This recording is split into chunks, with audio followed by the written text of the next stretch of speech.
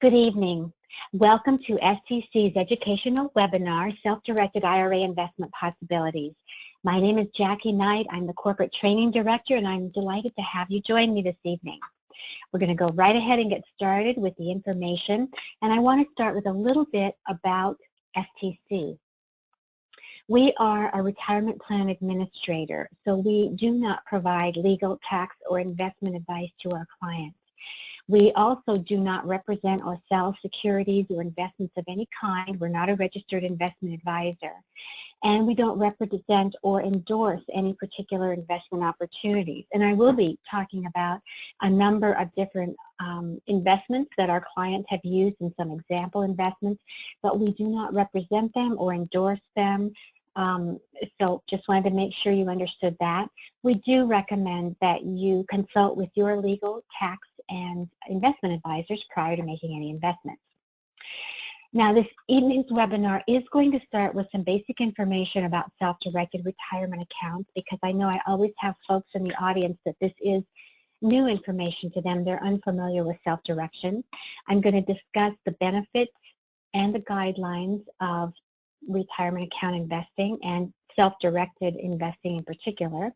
And then I'm going to talk about the LLC structure that we use for each of our clients' accounts and why we do that. Then we're going to talk about some investment possibilities, some that are actual client investments and others that are some examples. I'll go through a detailed list of the services that we offer, and then we'll open the floor for your questions. So getting started, I do want to start with a definition of what a self-directed retirement plan is. And what it means, it's not a particular type of plan, but it means that you hold your account with a company that permits you to choose any type of asset that is allowed by law. So that means you can include what some would consider non-traditional assets like real estate in your retirement portfolio. Self-direction also means that you manage your retirement plan's investments. So you make the decisions that relate to those investments. For example, if you had a regular brokerage kind of account with a traditional retirement investment company, you might be invested in stocks and bonds and mutual funds. You don't have a lot of control over what happens at those companies that end up being part of the value of your investment. Now let's say you have a self-directed account and you own a rental property in that account. You get to make the decisions that affect the value and the earnings of that account. You get to determine if you're going to put in a new refrigerator. You decide how much rent you're going to charge. You can interview the potential renters. So you are more in control of the investment with a self-directed account. And that is one of the big reasons that many people choose to self-direct all or a portion of their retirement portfolio. Now, there are a number of different types of retirement plans. You may be familiar with some of these. A traditional IRA, individual retirement account or arrangement, and a Roth IRA.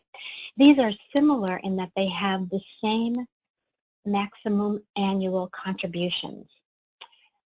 For 2017, the maximum that you can contribute to a traditional or a Roth IRA is $5,500 of your earned income. If you're 50 years or older, you can add $1,000 to that, making it $6,500. The difference between these two accounts is that a traditional account's contributions, like most qualified retirement plans, are pre-tax. You don't pay tax on the contribution in the year you make that contribution. Rather, that contribution is tax deferred, and you will pay taxes when you begin taking qualified distributions from that account after reaching retirement age. The Roth account is different in that you pay taxes on your contributions. However, when you begin taking distributions after reaching retirement age, from a Roth account, those distributions are not taxable. So that means that the monies that you have earned within a Roth account basically were earned tax-free as long as it's qualified distribution. So many folks are interested in that tax-free tax-free earning possibility for their retirement account, and so they look into a Roth. If you have any questions specifically about Roth, please do email me. I'm not going to cover that in detail in this webinar. There are some restrictions on who can open a Roth account. However, there is also a workaround for that.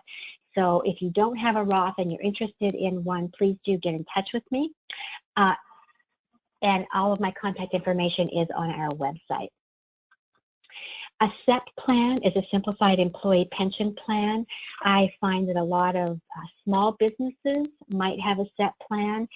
Also, some sole proprietors, they allow for higher contribution amounts than a traditional or a Roth from your business that the plan is on. A simple is a savings incentive match plan. Again, higher contribution allowances. Sometimes partnerships or sole proprietors might use a simple plan. I'm bringing out onto your screen now 4 different plans that all say former employer. A 401 is a regular corporate retirement plan. A 403B, often used by charitable or nonprofit organizations. TSA is a tax-sheltered annuity, and a TSP is a thrift savings plan. If you formerly worked for an employer and participated in any one of these types of plans, you can roll the funds out of that account into a self-directed plan, for instance, a traditional IRA, or a SEP if you have a business and qualify for a SEP. So if you formerly worked for an employer, you can move those monies. If you are currently participating in a 401k plan, you will need to go to your company's plan administrator and ask them if you are eligible to move funds out of that plan into a self-directed account. Sometimes you can, particularly if you've reached a certain age or if you brought money into this plan from a former corporate plan. But you will need to check with your plan administrator to determine if you can move money out of that current 401k plan where you're currently employed into a self-directed plan. Now, there are a number of benefits of self-directing. One is that you can truly diversify your retirement holdings into different asset types. You can include things like real estate. You can purchase mortgages, and you can hold notes in your retirement account. You can actually make loans to others from funds in your retirement account. You can invest in private business. And most financial planners agree that the best plan is to have a truly diversified portfolio. So with a self-directed account, you can really diversify into other types of assets rather than just brokerage assets, stocks, bonds, mutual funds. In addition, as I mentioned a little bit earlier, not only do you choose these investments, but you control them. You make the decisions related to them. Another big benefit is that if you are interested in real estate in your retirement account, you can actually increase the buying power of the funds you have in your retirement account and use leverage to purchase realty. Now, I'm going to talk a little bit more about the type of loan you would need to use. It does need to be a non-recourse loan, but you certainly can use other people's money and purchase an asset in your retirement account that you perhaps otherwise couldn't purchase because you couldn't fully fund it. And because of all of these things, you may be able to experience a higher return on your investments than you could in strictly a brokerage type retirement account. Now, there are some guidelines that must be followed for all retirement accounts, including self-directed retirement accounts. There are administrative requirements, and these include an annual valuation of your retirement plan and an annual report submitted to the IRS. That's a Form 5498. Books and records of all of the detailed transactions, purchases, monies in, rental income, expenses, all must be maintained in detail for your self-directed retirement account. In state filings might be required depending on what you own and where you own it. And in some rare instances, tax returns may be necessary. I'll just briefly mention that here. I do cover that in another webinar that I have coming up in a couple of months. Certain types of investments may trigger UBIT, unrelated business income tax. They're rare transactions, but they may come into play. So you do want to be aware of that. Now, STC is a full service administrator. That is the role of our company. So we fulfill all of these administrative requirements for your retirement account, with the exception that we are not permitted to prepare a tax return if that becomes necessary. But what we do is we give you and or your tax preparer all the detailed information that you would need in order to prepare that, should that come into play. But we do all of the administrative back office paperwork support for your retirement account. Now, in addition to those administrative requirements, there are some guidelines about what you can and cannot do in a retirement account. And again, this is any type of retirement account, whether it's a self-directed account or not. There are some assets that you may not own in a retirement account: life insurance contracts and collectibles. So things like rugs, works of art, stamps, coins, jewelry. Now there are precious metals that are permitted, so they would not fall into this category. They do have to comply with certain governmental guidelines for the precious metals, but there are some precious metals. But in general, collectibles are not permitted in any retirement account. And there are certain transactions that you may not engage in. Keep in mind that your retirement account is given tax preferential treatment because it is meant to benefit you at retirement. So, it's meant to be a savings plan to help support you in your retirement years.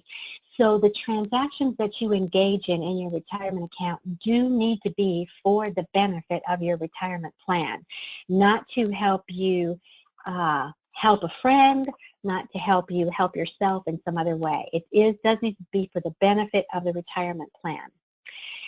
Also, you cannot personally borrow money from your retirement plan. That is prohibited. You can loan money to others. There are some restrictions on who those others are, but you personally cannot borrow money from your retirement plan. You also cannot pledge your retirement plan assets to secure a personal loan. In other words, they can't be collateral for that loan. That is not permitted.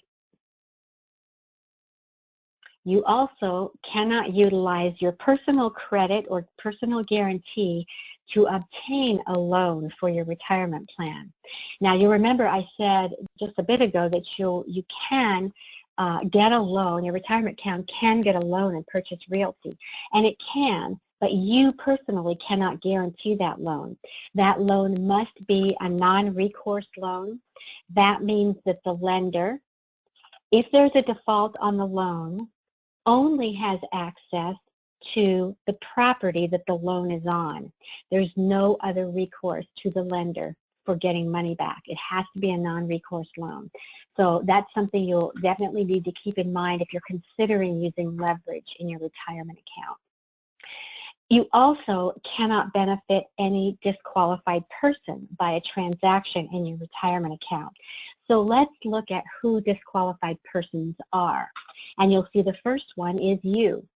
You and your retirement account are two separate entities, and you cannot do a direct transaction with your retirement account. If you are married, this includes your spouse. Your retirement account cannot do a direct transaction with your spouse. So let me give you an example. Let's say you own a vacation property, rental property at Myrtle Beach. Your retirement account cannot purchase that property from you. That would violate the rules. There are also certain family members besides your spouse who are also disqualified, and they are ascendants. So that means your parents, your grandparents, your great-grandparents, all the way as far back as they go, and your descendants, your children, your grandchildren, your great-grandchildren, on down the line. All of those parties are disqualified persons. So your retirement account cannot do a direct transaction with them. If your father owned that rental property at Myrtle Beach, your retirement account could not purchase it from him. If your daughter owned it, your retirement account could not purchase it from her. However, lateral family members are not disqualified persons. So that means brothers and sisters, aunts and uncles, nieces and nephews, first cousins, second cousins, 12th cousins, all of those family members are not disqualified. So if your sister owns that property, your retirement account could purchase it from her. Not exactly sure why they aren't disqualified, but they aren't, so that's something to keep in mind. There are also two entities that are disqualified to your retirement account. Any company, no matter how it's organized, it's an LLC or a corporation or an S Corp, if you are a majority shareholder, or any company if you are an officer, a director, or a highly compensated employee. So you'll want to keep that in mind, because I oftentimes have real estate investors in my audience who are operating a real estate investing business through, say, an LLC. They own a property in there.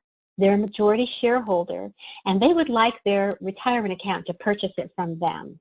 But they're a majority shareholder, so that is a disqualified entity to their retirement account. So just some things to keep in mind. Now, let me also add that as a client of STC, you don't have to know all of the ins and outs of all of these rules.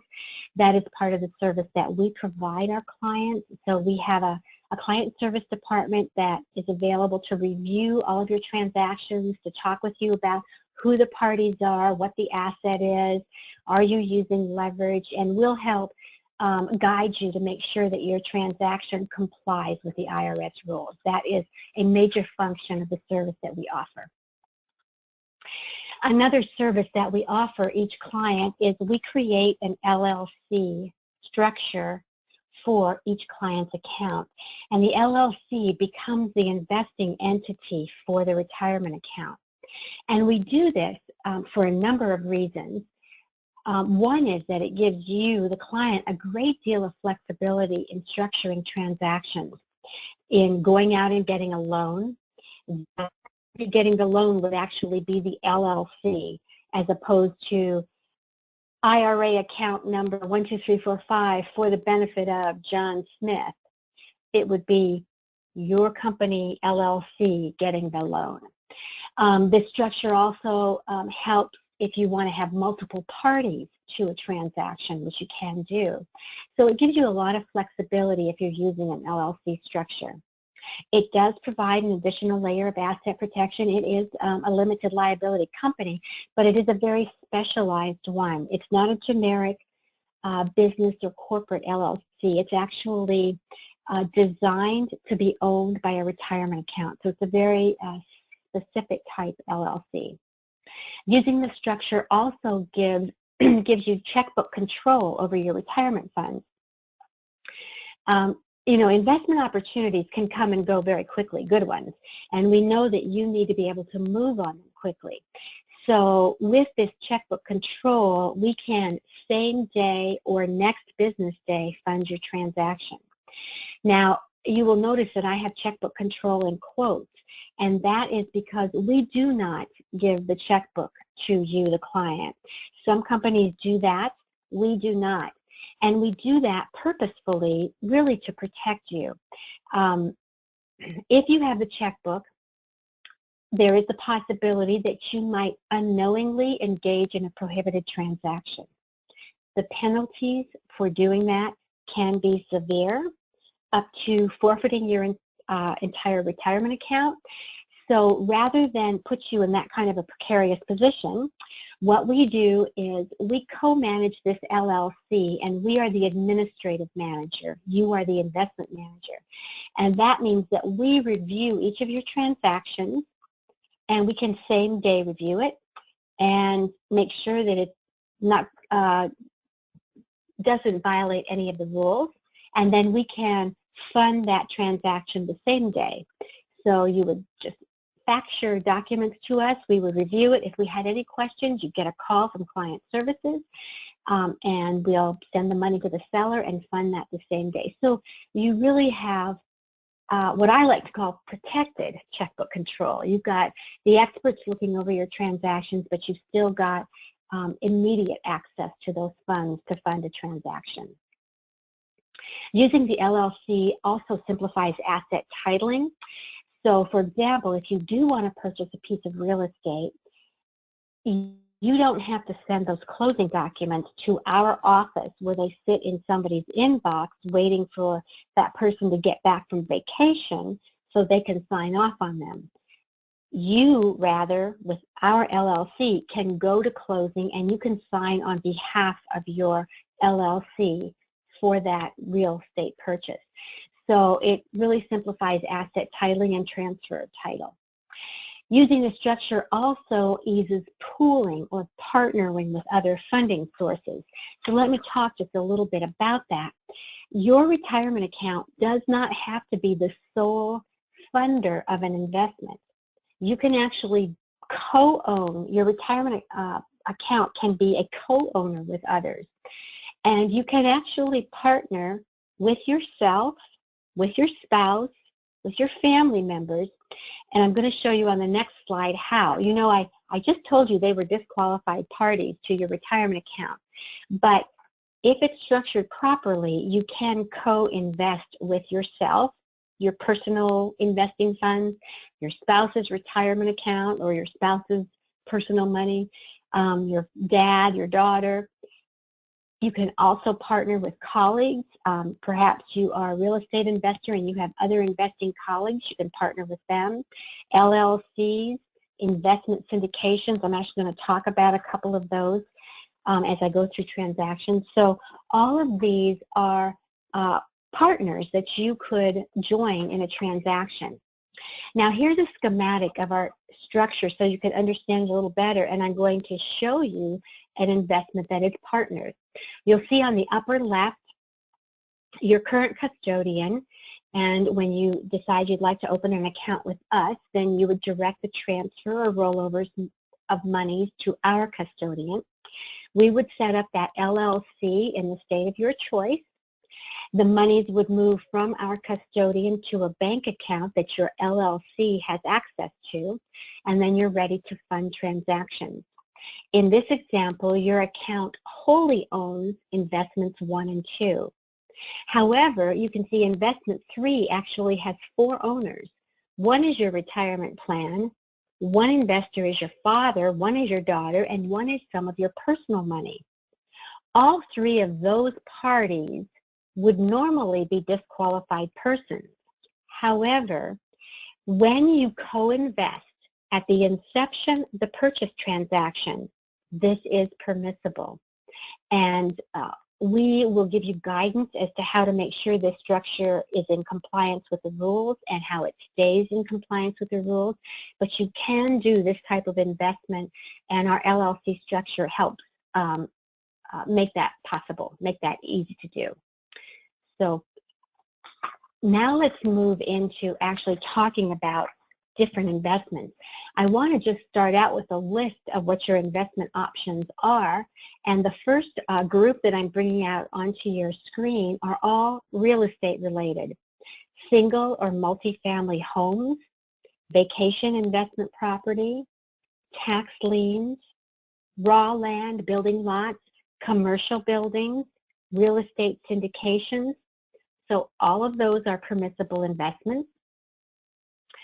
Mortgages and loans, precious metals, as I mentioned earlier, private business investments in operating businesses, foreign currency, the Forex market, options, futures, and of course, stocks, bonds, and mutual funds. You can have some of your self-directed funds in traditional types of investments as well. So you have a wide range of very diverse investments available to you in a self-directed account. Now I'm going to talk through some actual client investment examples. I had to be kind of generic for privacy and such, and I'm going to give you some examples of not exact client investments, but similar, just to help you start thinking of possibilities for your self-directed account. So this client investment, the investor actually purchased the property and then rehabbed it and sold it. She had $500,000 in her self-directed account with us. The property purchase price was $330,000, so she fully funded that, and then she spent another $140,000 to rehab that property. She sold that and had a profit of $85,000 on that property. And I believe she did that in under 1 year's time. So she happens to be a real estate investor, and so she was using her expertise in this transaction and did a nice increase to her retirement account. This is another client investment, and this investor wanted to rent the properties. So another woman, purchased rentals for appreciation. So she too had $500,000 in her retirement account. She actually purchased 2 different properties, and she did use a loan in this purchase. She put approximately $500,000 down, and then the remainder of the purchase on non-recourse loans. And she is now renting those, or has been renting those, for a break-even plus cash flow, and those properties have appreciated over the years. Again, she is a real estate investor, so she was using her expertise in this transaction. And you know, she knew she knew good values and good markets, and was looking for those types of properties. And I don't know if she's actually sold them or not. At the time I knew of the transaction, she was holding the properties for appreciation.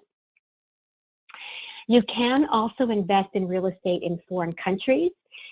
We have at least one client who has done that. You could invest in a vacation condo in Costa Rica. We have somebody who has invested in a land development opportunity in Mexico. So you can invest overseas. Nothing in the American law prohibits that. This is another client investment, and this individual, this is kind of interesting, they happen to have expertise in scouting out commercial building lots. And this individual had a Roth account, but it had a very small amount in it, $11,000.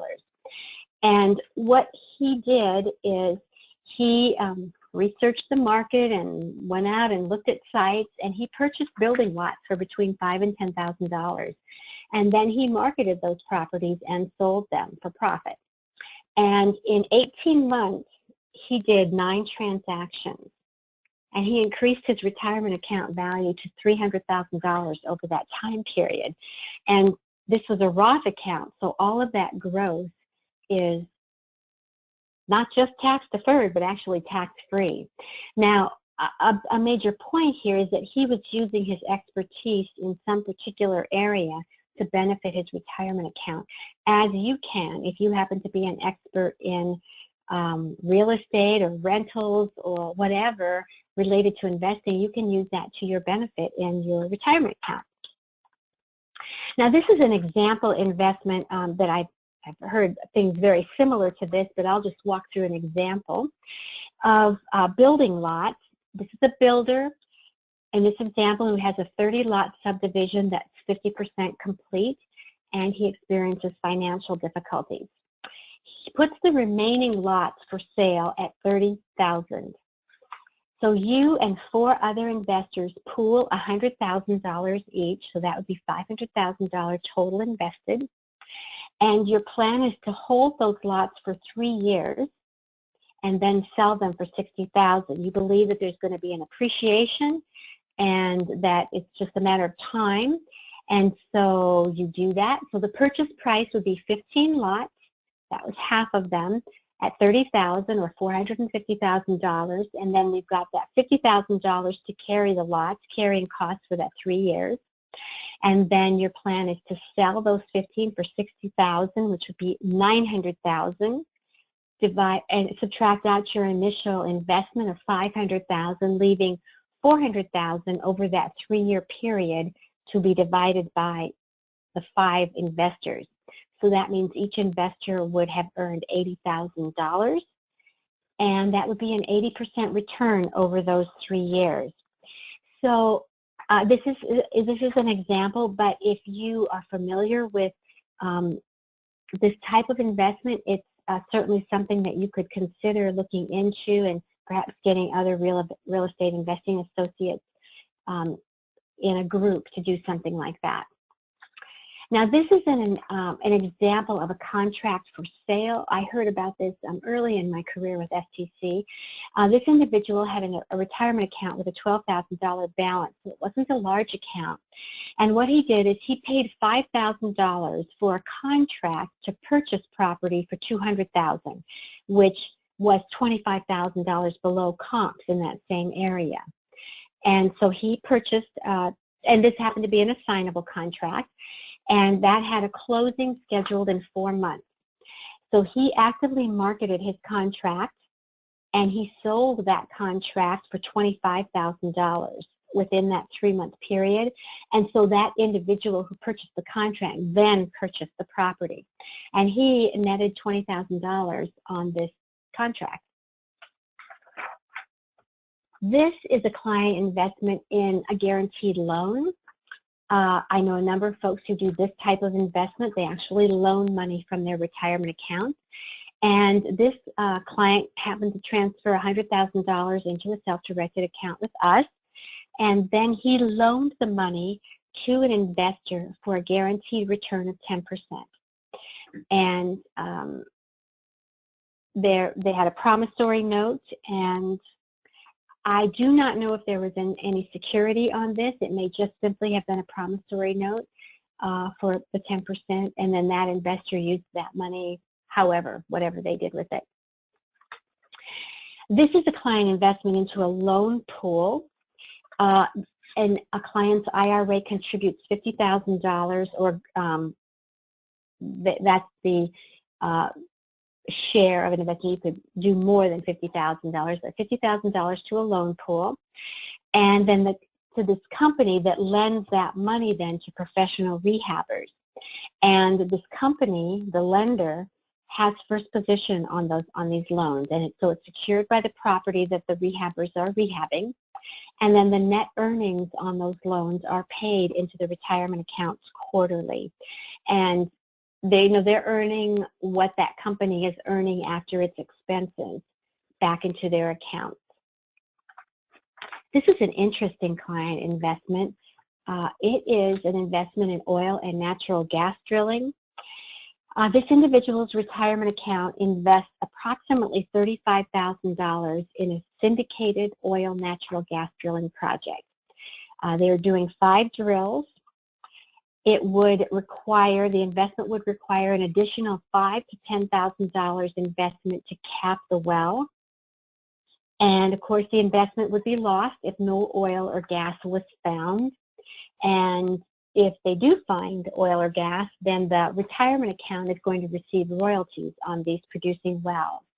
This particular client investment had strikes on the first 2 drills. So they had to put in some additional money, but then the retirement account began receiving royalties on the production of these wells. So you can do something like this in your self-directed retirement account. Now, this is an example investment, but I wanted to show how even though you are restricted from from doing direct transactions with some family members, you can still help others if you would like to. In this example, you are making a loan to a cousin, so it's not a disqualified person, to purchase a home. She recently divorced. That has upset her financial stability, and she can't qualify for a loan on her own right now. She needs a couple of years to get back on track. She's found a house. The purchase price is $150,000. She has 10% down, the 10% put down from the sale of her prior home. You look at this investment, it's in a neighborhood that you think is experiencing, some good price appreciation. So you offer her from your retirement account an interest-only loan at 8% with the principal due in 2 years. You would earn nearly $11,000 interest a year, And of course, you would want to put on, well, you would likely want to put on your note a lien on the property. You'd want the note secured by the real estate. So it would be a secure investment for you, and at the same time you're earning, your retirement account is earning, and you're also helping a family member. So that is possible to help someone and still benefit your retirement account. Now this, I've had a couple of folks invest in private businesses, so I've included here an example of investing in private business, and in this case it's actually funding the expansion of a furniture business. Your neighbor has a profitable store already, and they want to expand to a new location. They've already got that location picked out. What they need is money for inventory and working capital. So you agree to invest $50,000 for a 1/3 profit interest. Now, you don't know what those profits are going to be, but you think that your neighbor already has a very successful store, and you've looked at where this new one's going to be, and as it turns out, the new store is very profitable. Let's say it makes $100,000 per year. Your retirement account would earn 1/3 of that, $33,000 per year, and in 5 years, you may decide to sell that, or the owner may decide he wants to buy you out for $75,000. A transaction like that could earn you $190,000 over a 5-year period. Your account value growing from $50,000 to $240,000. So that's just an example, but again, something to think about, how you could invest in a business by making a loan. You're not actually a part owner of the business, but you have a profit interest in the business. This is a group investment through a syndicator that some clients have done, where the syndicator purchases properties throughout the country. He sets up LLCs or partnerships with small groups to invest in those properties. They are usually mixed-use buildings, meaning there's some residential on the upper stories, and then on the bottom there's commercial. And the investment for a small group of investors might be $100,000 to $120,000 each. And he has done a number of successful investments this way. So the retirement accounts co-own this investment, and then they earn the profits divided up by their ownership percentage. This is another developer investment that we've seen. This particular development purchases high-rise buildings in metro areas, and then he converts the properties to condos. So as an investor, the investor buys a condo in this high-rise building for rental. And the investments can be anywhere from $200,000 up to $1 million. And he does have some units that are, co-owned. So again, you might have multiple owners of the same unit. And this particular developer happened to have programs ranging investment from 18 months to 3 years. So you may be able to find some kind of developer who's doing this kind of investment if that's of interest to you. This is a loan pool type of investment where a syndicator has he's pooling investor funds from retirement accounts or other, but retirement accounts are included, to create a loan that's made to a developer of raw land. And then that loan is actually secured by the land. So of course, developers have a lot of costs to get raw land ready for a development. And so having a loan to that, that you're getting a return on that. So this, at the time I checked on this, it was earning 15%. I don't know, that's been some time ago now, so I don't know if that investment is still even open. But that type of thing is certainly something that you could look for, a pooling situation where you're partnering with other investors. So those are just a few client examples and examples of different types of investments that you can do in a self-directed account. Earlier, I did mention that FTC is a full-service administrator, so I want to walk you through the things that we do for our clients. We do provide that retirement account structure setup with the LLC. We offer that protected checkbook control so that you can do same day or next business day funding of your investments. We do have CPAs and attorneys to answer your technical questions.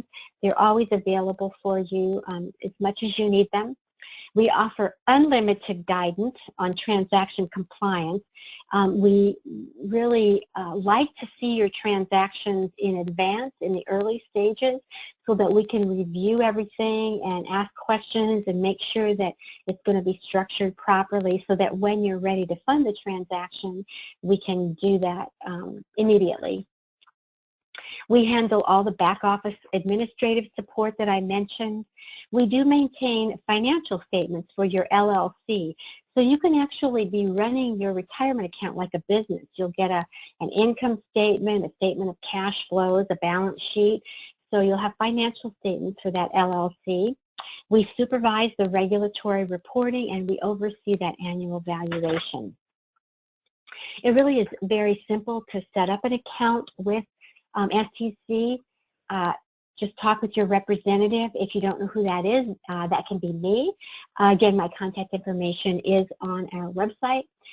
Review your current retirement accounts and we will discuss what you want to do, what your investment objectives are, answer your questions about account setup and how funding works, etc., and just complete the paperwork. So it's a very straightforward process.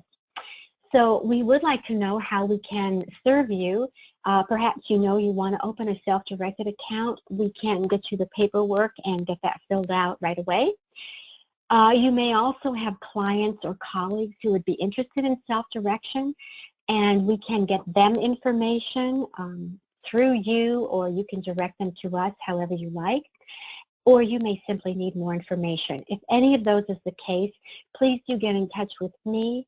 You can get more information on our website at stcira.com. My contact information is there, as well as just a lot of information about self-direction and retirement accounts and investments and the services that we offer. And our corporate number is there for you. So please do get in touch with us. Now, I want to open the floor for your questions. I have 5 to 10 minutes that I can do questions, so let me just open up the question box here and let me get the couple that I had in advance.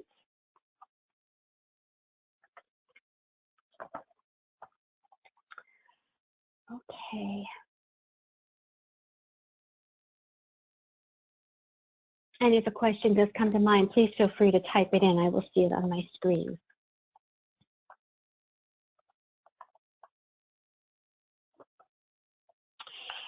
Okay. Okay, this is about contributions. Can you make a maximum contribution to both a regular and a Roth IRA in the same year? And the answer is no.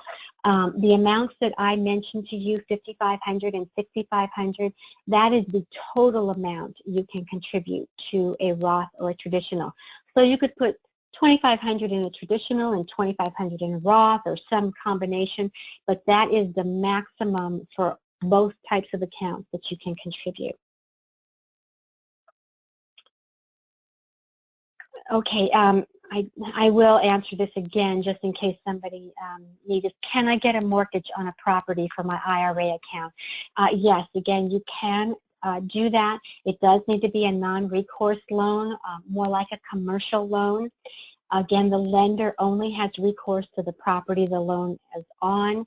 I will mention that a non-recourse loan will require a larger down payment and other lender guidelines that you'll need to comply with. I do have a previously recorded webinar on our website that does go into some detail on non-recourse loans if you are interested in that.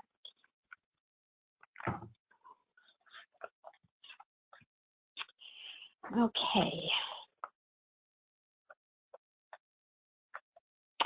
Can I purchase a property with funds in my retirement account and then sell that property and hold the mortgage for the new buyer in my account?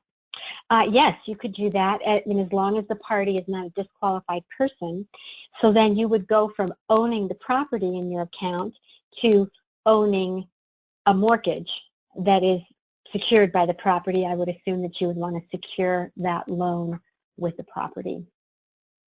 And I will just mention that that is something that if you are doing a transaction, we would talk to you about. You want to make sure that the lien is filed against the property to make sure that the property is securing the note. Can I invest in seed startup investing in my retirement account? I would be investing for an equity stake partial ownership. Yes, as long as the entity permits retirement account investors and the investment doesn't violate any of those other prohibited transaction rules, it should be a viable investment. Now, I will mention here, depending on how your IRA earns from that transaction, you might trigger UBIT, unrelated business income tax. So that would be something that you want to look into and talk with your tax advisor about how you're going to be receiving income from that investment. Again, I don't have time to go into UBIT in this webinar. I have discussed that in a previously recorded webinar that you can find on our website as well. UBIT, unrelated business income tax, rarely is triggered in retirement accounts, but it can be. I have money in my account that is idle from time to time for long but indefinite periods. I'd like to earn something by buying short-term interest instruments. Any options? Well, you could always open a brokerage account in your self-directed account and then, invest those monies and trade, through that brokerage account while that money is idle. And then when you need it for an investment, you liquidate those mutual funds or stocks or whatever they are. So that's one thing. If you do open a brokerage account in your self-directed account with us, you do need to make sure that that account is a business account and it needs to be titled in your LLC's name, your IRA LLC's name. It can't have your personal name on it. Again, it's your retirement account that would own that.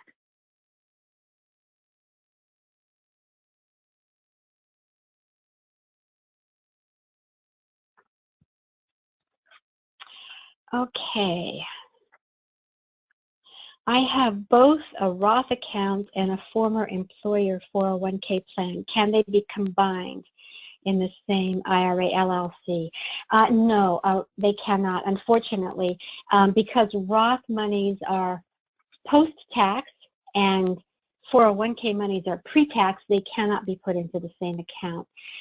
What you would have to have two separate accounts. That applies anywhere. You can't merge those monies. One thing you could do is you could convert the monies from the 401k to Roth funds. There would be a tax consequence. You could do that and then put those funds into a Roth account, but there would be a taxable consequence of turning those monies into Roth funds. Okay, let's see.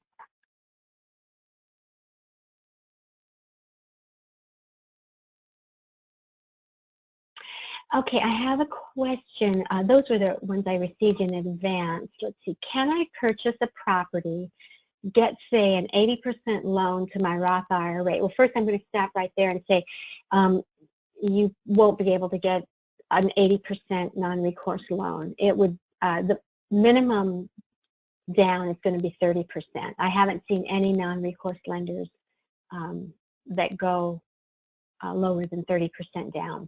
So I'll just mention that.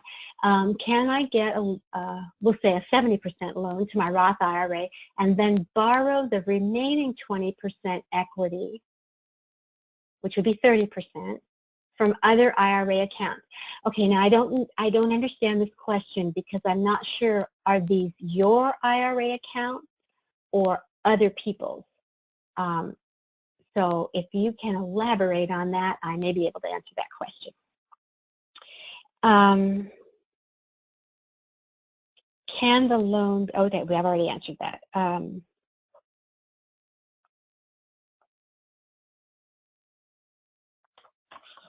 How long does it take to get my account set up and running? Okay, how long to set up an account with us? There is a setup time frame initially. We ask for 4 to 6 weeks, being that we have to get the money from your custodian to our custodian. We have to set up the LLC.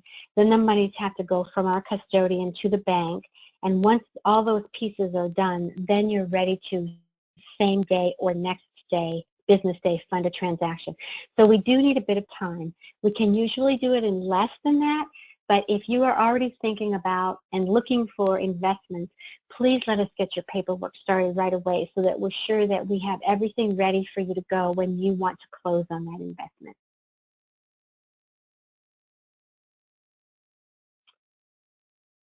Okay, I got a clarification on that. It's from other people's IRA accounts.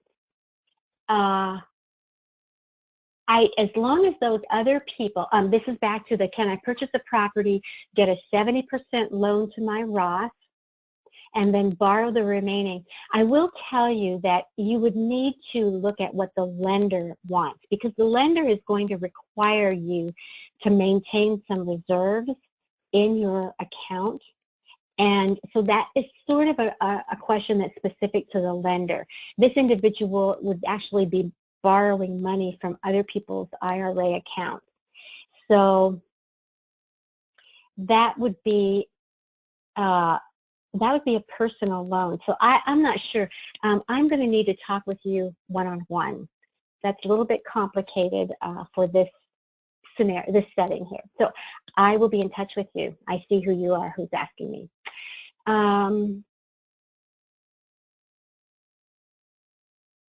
With the LLC structure and checkbook feature, can I avoid the UBIT or the UDFI in a Roth IRA?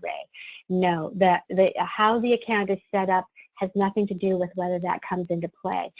How that comes into play is if you have a loan, if you have a non-recourse loan, then UDFI, unrelated debt financed income, which is taxable to a retirement account, will come into play.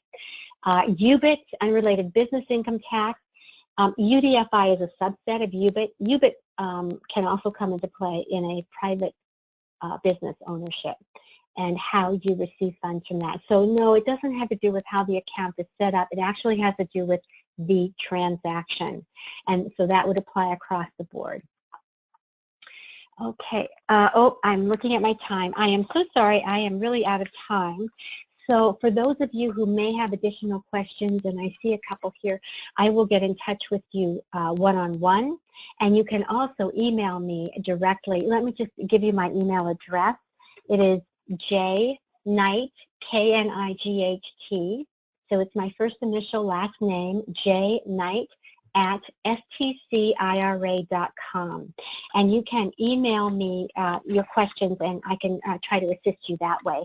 I have used up my time here. I do want to let you know that we do educational webinars monthly, and the next webinar is going to be on Tuesday, I'm checking my calendar, August 8th, and that is going to be focused entirely on real estate investing. So I hope you will join us for that webinar. And please invite your friends. If you got an invitation to this webinar, you should be in our distribution group, and you should get one for the next webinar. And you can also always go to our website and register as well. Thank you so much for your participation and for your good questions. And please let us know how we can be of service to you. If you are interested in opening an account or you have additional questions, please do get in touch. Thank you so much for your time. Have a good evening.